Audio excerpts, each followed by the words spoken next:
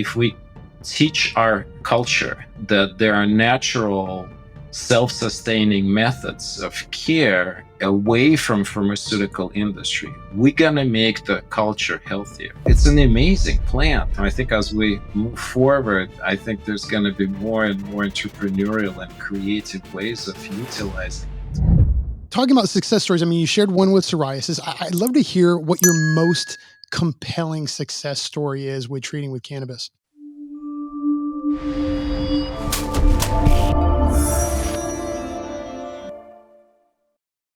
Well, there's so many. I don't even know where to start. I think I'll tell you a couple of different places where cannabis absolutely shines to the point where nothing else compares. So, end of life care. It's like the patient I have in the book, and I want to mention her because the family was so grateful. She was dying from breast cancer. Her care was at one of the largest academic health centers. I'm not going to mention the name; it doesn't matter. And they treated her, they gave her chemo and everything, and then she was suffering immensely: nausea, vomiting, weight loss, severe pain. We put her on a cannabis, and it gave her 6 months. And she was comfortable. She was eating. She was with the family. She was enjoying. And they started this. They donated a good amount of money for us, and they started the whole program because they felt this was so important. And her life at the end of those last 6 months were comforted. So there is nothing comes close because this patient was on hospice prior with all kinds of treatment on hospice and nothing was working very well. So this kind of end of life symptoms, cannabis is profoundly effective. That's one. Insomnia, honestly, I used to think that I would try some other treatments for insomnia first. Now I'm like, okay, you tried some behavioral modification techniques. You tried some like lifestyle changes, maybe mindfulness meditation didn't work. Cannabis is next. Like literally, I don't even talk about anything else. And the evidence is supporting that. But more importantly, you look at everything else and it's really heavy side effects.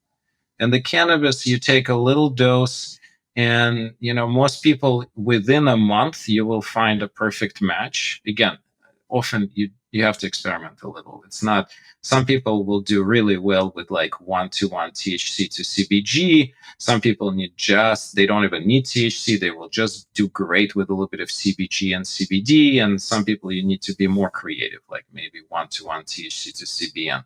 So they're complexity within even simple things like, well, insomnia is not simple, but with like one specific problem. So insomnia is huge. And of course, the biggest one is pain. I mean, I probably have hundreds, if not thousands of cases of chronic pain where it's just a game changer. People will get off of narcotics. People will start moving. And I often find it to being a getaway to health because people will start feeling a little better. Then they'll start talking to me about diet. And then they'll start talking to me about exercise. As they're getting a little bit better, now they have a capacity to do more. And they will say, look, if this helped and this guy led me to this, I'm going to trust this guy to lead me elsewhere. And then we start talking about lifestyle. We start talking about, okay, well, now your ankle and your knee pain is better. Let's start exercising. Let's start walking. Okay, now you're back 3 months. You lost 30 pounds because you're now moving finally, first time in 10 years. So this are it's surprising how little sometimes is needed of this kind of empowerment where you realize, wait, I can control this problem on my own through the dispensary with the help of a coach or a program, or even I learned enough and I don't need anybody, and then I'm a little bit better. And now I'm going to keep walking towards that better. And the skin conditions is a big one too. I used to worry about putting things on skin just because I'm not a dermatologist. And then I started realizing people use so many topicals they shouldn't be using. Like you look at our cosmetic products and it's like a whole bunch of crap. And you start looking into this, oh my God, and it's so easy to make a full extract cannabinoid topical plus a little bit of maybe calendula and other anti-inflammatories. And next thing you know, you have this universal salve that will block anything, any cuts and bruises, any kinds of inflammatory problem of the skin.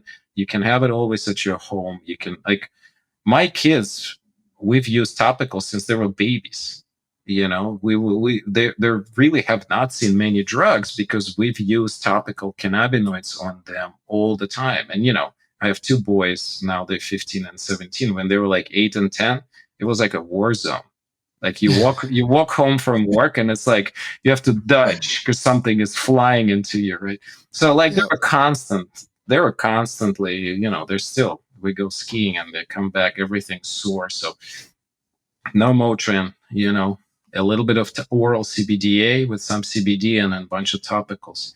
And that's another aspect, right? We if we teach our culture that there are natural self-sustaining methods of care away from pharmaceutical industry, we're going to make the culture healthier, and I'm not even talking about like a more global ecological effect. Drugs in the healthcare industry is one of the most polluting industries in the world, and if you do the right, there is reason why cannabis is weed, right? Because it grows as such, and it's actually very ecologically sound. It's one of the most sound ecological plants. It grows fast. It doesn't need a lot of like soil modification. People can grow it at home. Even, of course, if you're trying to make something specific, you're going to need to have very specific conditions. But it's actually not all that difficult to grow, and with significant enough capacity and understanding and less stigma, I think more people will do a home grow to some degree if they don't want to bother with going to dispensaries and buying products. I think all of these things make the cannabis such a wonderful addition to healthy living as is, that we're already there. I couldn't agree more. And another thing that I've recently learned about the plant is my understanding it helps to clean soil. It can remove heavy metals and kind of clean soil and make your soil healthier. I mean, there's so much. I went to a conference a couple of years ago in Costa Rica. I was giving a talk on medical cannabis, but before I was talking, they had several lectures on industrial use, and like they were showing this videos of a whole houses built out of hemp concrete. Have you heard about that? I was Yeah, like, hempcrete. oh my God, hempcrete, exactly. I was like, gee, I had no idea. So I think it's an amazing plant, and I think as we move forward, I think there's going to be more and more entrepreneurial and creative ways of utilizing it, being way safer in the long run than synthetics and all kinds of chemicals we're throwing into the environment. And now we're wondering, why is everybody sick? Well, Well, when we have, it was something, I saw a statistic the other day, something like 10,000 more chemicals are in our everyday food in the exactly. United States than most other countries. And we wonder why we have chronic illness and all these other conditions. Hello. One of my favorite friends, Ali Cohen from she's in New Jersey and Princeton, and she published a book Non-Toxic, and now she has the next book coming out, and basically she's like, it's a toxic soup, you guys, and if you don't think about this on a daily basis, if you don't get out of this soup, if you don't learn how to live in it, you're guaranteed to have toxicity related concerns. And like, the pharma ultimately polluting us more and more, and not on purpose. I mean, obviously this intent in there is okay, but the process set up in a way that it discourages staying close to the nature. It encourages separation. It encourages to keep finding new molecules. It encourages, and guess what? I mean, there's going to be some amazing good finds, and then there's going to be some pretty toxic finds, and all of this ends up near us in the environment, and we are processing all this. That's so true. I appreciate you commenting on that.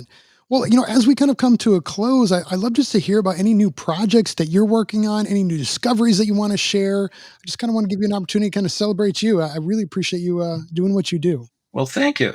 So I mean, I mentioned one, which is the educational shift. Like I really one of my big interests is to have the entire healthcare industry shift in a way that all of our trainees coming out of every healthcare school in the United States and Canada will have a core basic understanding, and so that the patient can walk in and they can teach the patient, yeah, there is a difference between CBG and CBD. Right now, most of the students are clueless and they don't know anything. So that's one kind of project we're running. The other one, I'm super interested in using cannabinoids for neurodegenerative conditions, and that particularly for Alzheimer's disease. There is some early phase data saying, well, we already know that if somebody has more advanced form of Alzheimer's, they stop producing their own cannabis. So all of these neurobehavioral changes in dementias, when people start acting out, when they sundowning, when they're aggressive, it's because you don't make your own cannabis anymore. So you can't self-regulate. So we know that if you replace it with exogenous, you cure all these problems. So that I didn't talk about this, but that's one of the most common ways I use cannabis in my practice, because I do a lot of memory care. And so we use cannabis for all of our patients with neurobehavioral changes with dementia, but we're noticing that some of the patients get better brain function. They actually start recovering from Alzheimer's. So I think that in the next 5 to 10 years, the cannabis will be a part of a cure of Alzheimer's. Forget the management. I'm talking about the cure. We're not there quite yet. I think we need a lot of more research, but we're heading towards understanding why. It appears that there's several molecules inside it, and the cannabinoid process, when somebody starts dementing, losing memory, that those molecules dissipate. And so if you replace them and if you stop the process while they're getting lost, at least in animal models, we reverse Alzheimer's. So how long will it take us to go from animal models to humans? That's the trick, right? We know that cannabis cures cancer in animals. Now, how do you translate this to humans? Humans are not mice. But I think we'll succeed. I mean, just like I believe that the cancer will be treated with cannabis in the next 10 years routinely, the same with Alzheimer's. It's just Alzheimer's is more of my personal interest clinically.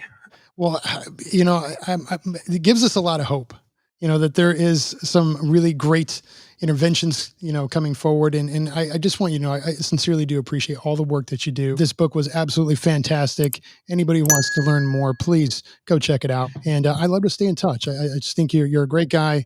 Thank you. And you're a wealth of knowledge in this space. And, any kind of collaborations we can do, I definitely want to be a part of that. There's a lot of synergy, I think, with what we do. And I think we could really do some good together. Well, thank you. Thanks so much for having. All right. Well, you have a great one, and until next time.